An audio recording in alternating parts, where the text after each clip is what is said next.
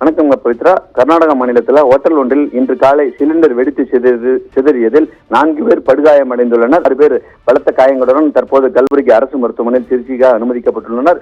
சம்பவம் நடந்த இடம் கர்நாடக மாநிலத்தின் குல்பர்கா நகரின் மத்திய பகுதியில் உள்ள சப்தகிரி ஹோட்டலில் நடந்துள்ளது. பலமாடி கட்டடத்தில் இதில் சமையல் அறையில் வைக்கப்பட்டிருந்த 17 கிலோ எடையுள்ள ஒரு சிலிண்டர் வெடித்து சுக்குநூறாக நொறுங்கியது.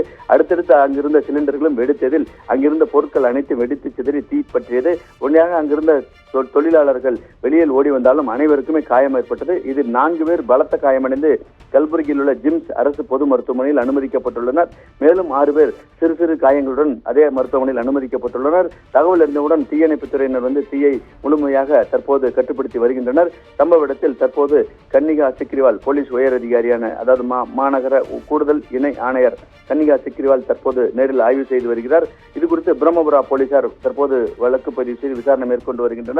காலை நேரத்திலேயே சிலிண்டர் வெடித்ததால் அப்பகுதியில் பெரும் பரபரப்பு நிலவி வருகிறதுங்க பவித்ரா.